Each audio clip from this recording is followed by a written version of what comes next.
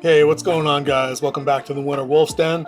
Just wanted to touch base with the story I picked up yesterday. Didn't get to a video just until midnight right now. Real quick from the Hollywood Reporter, we get the Game of Thrones Jon Snow sequel series in development at HBO exclusive. Well, yeah, except now it's everywhere on Twitter, so it's not exclusive anymore, but I'm late to the game on this one, so whatever. So, as they say, it says, you know nothing about HBO's post-Game of Thrones plans. The network has entered into early development on its first sequel to its blockbuster fantasy drama, a live-action spin-off series centered on fan-favorite character Jon Snow, the Hollywood Reporter has learned. Kit Harington is attached to reprise the role should the series move forward. The actor is twice nominated for an Emmy in his portrayal of blah blah blah blah blah blah. Don't care. In Thrones' 8th and final season, Jon Snow discovered his true name was Aegon Targaryen, potential heir to the Iron Throne. Actually, dude with rightful claim, I would say. In the series finale, he was exiled from Westeros and journeyed north of the destroyed Wall, with the wildlings to leave his old life at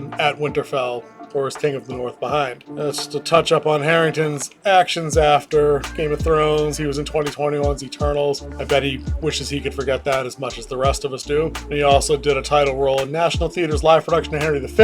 And what else we got here? This is the interesting part here to me, guys, because it gets kind of at the motivation a little bit of what HBO might be trying to do here. The development signals an intriguing new direction in HBO's handling of author George R.R. Martin's fantasy universe, a move not unlike Disney Plus's management of its Star Wars and Marvel brands, where the streamer has found some success launching character-focused sequel series such as WandaVision, Obi-Wan Kenobi, and so on. Perhaps most boldly from a creative standpoint, the project would upend Thrones' final season as the last word on the fates of the surviving characters in HBO's most popular and Emmy-winning series of all time. In theory, the project could open the door for other surviving characters to return. They mention Arya Stark, Sansa Stark, Brienne of Tarth, Tyrion. You pick a character that's still alive and you'll take a look at there. That's interesting that they're going in the sequel direction with this series. It's, as they said, it's the first of its kind. A lot of their other spin-offs, or all of their other spin-offs really, are prequels that are set in varying stages in the various eras leading into Game of Thrones, the series we already got. Most notably, the one that's coming through on August 24th, that's the House of the Dragon, prequel series about the Targaryen house and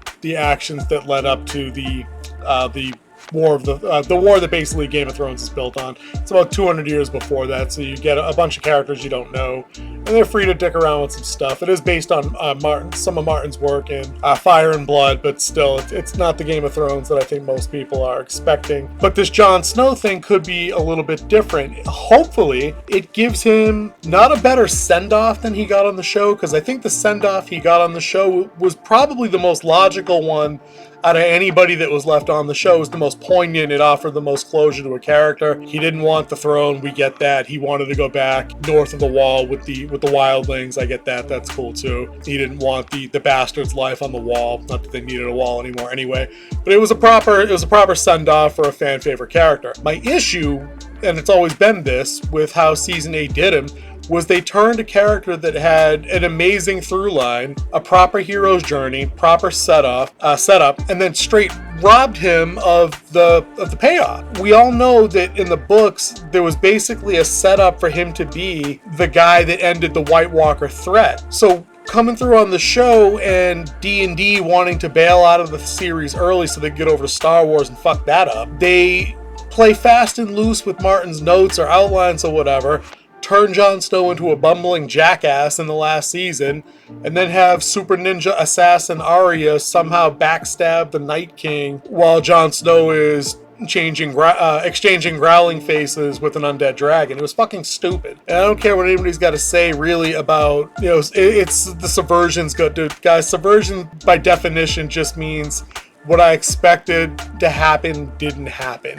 It doesn't imply any extra merit, any extra validity, any extra effectiveness or anything. It just because you pulled the rug out from underneath the story that you had laid in progress, it doesn't mean it's good. It'd be like you went out to a really expensive dinner and the chef decided he was going to subvert the expectation of your $400 steak dinner by handing you a plate of dog shit and calling it dessert, and then just marching around the table like, ha, I subverted your expectations. Doesn't work that way, guys.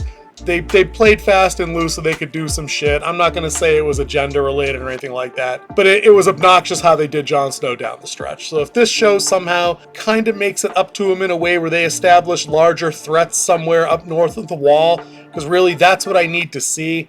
I don't need to see him living out in the wild and doing a whole lot of nothing or unifying wildling clans or anything like that. We've already done all that. I think that would just be getting back to that same well. So I'd like to see them do something interesting there, because God knows the franchise could use a shot in the arm. I don't think House of the Dragon is going to be as nearly well received as OG Game of Thrones. I don't think some of these other shows they've got coming down the pike are going to be all that compelling either. They have a couple of things I'm going to show you here right quick. This is the latest that I found on what HBO is still working on.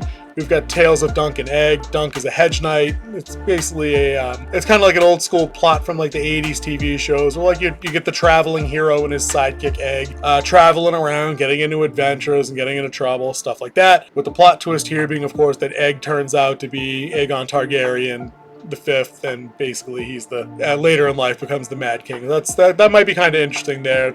That's nifty backstory to fill in. This 10,000 ship show could be also a little bit interesting, but I don't know who's asking for this show to be made. It isn't something that I think people are really clamoring for. Talking about 1,000 years prior to the flagship series to focus on Princess Nymeриa's journey to Dorne. Yay, I guess. That's interesting stuff. And another one, 9 Voyages among key non-Targaryens and House of Dragons Lord Corlys Velaryon, also known as the Sea Snake, Seafarer, Pirate, blah, blah, blah. And it's an exploration of the Golden Empire of Yiti, which is, I think, something that they based on ancient dynastic China. And then we got Flea Bottom. They already said that was canceled. I'm not sure I don't think that's going to be coming back. We get an animated series. I don't know. I read somewhere that they had something like 7 or 8 planned things that were greenlit and in some varying level of pre-production or production. They still have to wait and see there. It sounds to me, though, that they're just greenlighting whatever they can to drum up interest in the franchise going forward. I think they know that most people are a little disappointed with how Game of Thrones went down the stretch. They're trying to rekindle some interest in it. They're probably seeing a marked decrease in the physical media sales, the download sales, merch, and other things. So this might be a way to get people back to the table to check out more Game of Thrones. But it sounds similar to me like the approach Lucasfilms is using a little bit with their Star Wars property. I'm going to pull up this picture here for you guys to see. As you can see here on the graphic, they basically just come up with cool titles and make, decent thumbnails, throw them up on a banner, and they go, look, we got more Star Wars stuff coming. Don't mind that we don't have a director or any stars attached. There's no scripts written. That we haven't storyboarded anything. And oh, never mind that it says TBD on a bunch of this stuff. They're basically just throwing things out there to get you re-engaged with properties that they know they've mishandled. And that's why I think this Jon Snow series is kind of slick. I think it's a power move on part of newcomer power player to HBO Max and Warner Brothers, David Zaslav, who's already hack and slashed his way through a bunch of the offerings on the streaming service. I think he knows that Game of Thrones is a moneymaker. It is their most popular streaming offering of all time, and I think he sees potential in a Jon Snow series as a way to course correct, maybe get fans back in. I'm not saying that he's ballsy enough to go for a full-on retcon of Season 8, which is too bad. I think a lot of the actors are probably still eager to, get work. Most of that main cast hasn't done much that I can find after Game of Thrones wrapped up. So I think it probably wouldn't be too much to get them to come back and maybe not completely redo Season 8. Do it kind of how Dexter did it, as I understand how they brought Dexter back for an extra season after that finale didn't go down so well. But I don't know, guys.